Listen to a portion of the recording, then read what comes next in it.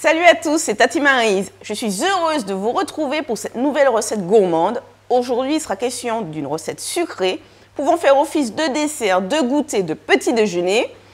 Il s'agit du cheveu d'ange façon chocolat de communion. C'est parti! Pour commencer la recette, on va commencer par aromatiser l'eau dans laquelle nous allons faire cuire nos cheveux d'ange. Pour aromatiser au goût de chez nous, vous connaissez déjà les épices, on va mettre du zeste de citron vert. Donc soyez généreux là-dessus puisque c'est ce qui va permettre d'obtenir une recette très savoureuse et surtout de donner du goût aux pâtes qui à la base n'en ont pas. Vous auriez pu aussi, comme la recette qui est détaillée sur le blog, faire un ruban avec le zeste de citron et le couteau. On poursuit avec un peu de noix de muscade. Toujours pour aromatiser, de la cannelle. Alors vous avez vu que je choisis un tuyau de cannelle et pas la cannelle en poudre parce que de cette façon la cannelle a beaucoup plus d'arôme. J'en prends des petits bouts d'écorce comme cela. Comme elle est très parfumée, il n'est pas nécessaire d'en mettre plus que cela. Et enfin, que seraient nos desserts sans la vanille? Je récupère une gousse de vanille dite épuisée. C'est-à-dire que vous voyez, il n'y a plus les grains à l'intérieur. Il s'agit de la gousse que j'ai conservée lorsque par exemple vous faites votre gâteau à l'ananas ou encore le flan au coco. Vous récupérez les grains qu'il y a à l'intérieur et vous conservez cette gousse pour les préparations justement où on la fait infuser. Parfait. En attendant que notre eau soit à ébullition, on va commencer à faire la pesée des éléments. Les cheveux d'ange. Alors vous verrez qu'il faut être assez précis sur les quantités pour obtenir un cheveu d'ange bien crémeux et pas trop compact. On est parti pour le cacao en poudre. Pour ce qui est du cacao, c'est un peu selon le goût de chacun, si vous l'aimez bien corsé ou pas. Ce chocolat, on va le dissoudre dans un peu d'eau. Alors, il est plus facile de diluer la poudre de cacao dans de l'eau froide, j'ai remarqué.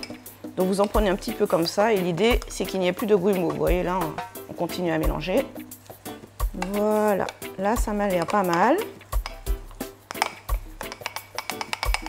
Et on termine par notre lait concentré sucré. Essayez là aussi de respecter la quantité que je vous préconise pour obtenir un dessert qui ne soit pas trop sucré et donc qui soit agréable à déguster. Notre eau est à pleine ébullition et regardez surtout, elle a changé de teinte, signe qu'elle a bien pris toutes les saveurs de la cannelle, de la vanille, du citron et de la muscade. On va pouvoir rajouter le lait concentré sucré. On y met également notre poudre de cacao diluée. Et on laisse notre lait remonter en température avant d'y incorporer les pâtes. Amateurs de chocolat de communion antillais, vous savez bien que selon les goûts, on aime ou pas y mettre de l'essence d'amande amère. Dans ce cas-là, aujourd'hui, j'ai envie d'en mettre. C'est assez puissant en goût, donc c'est vraiment quelques petites gouttes. Regardez. Une et tac, terminé. Je peux vous assurer que là, dès qu'on aura mis nos cheveux d'ange, la recette, en 3 minutes, elle est bouclée, place à la dégustation. Observez bien le volume de liquide qu'il y a par rapport à la quantité de pâte. Ne soyez pas gourmand en vous disant qu'il n'y aura pas assez de cheveux d'ange parce que les pâtes prennent beaucoup de volume et surtout, on aime ce dessert quand il est crémeux. Donc là, je viens d'y mettre les pâtes. Chrono, 3 à 4 minutes avant de les dresser. Alors, ça fait 4 minutes qu'on a incorporé nos cheveux d'ange dans la préparation chocolatée et épicée au goût de chez nous. Regardez la texture que vous devez obtenir. À ce stade-là, il vous faut arrêter le feu et verser la préparation dans vos ramequins parce qu'elle va continuer à solidifier en refroidissant.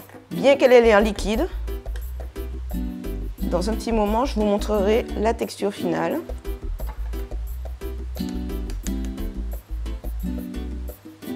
On laisse ainsi poser à peu près 5 minutes et ensuite, place à la dégustation. Selon les goûts, vous savez qu'on aime le cheveu d'ange à température chaud ou alors froid. Moi, je vous avoue que je le consomme de toutes les façons. Donc, regardez ce que je vous disais. Là, on a une texture qui est bien crémeuse.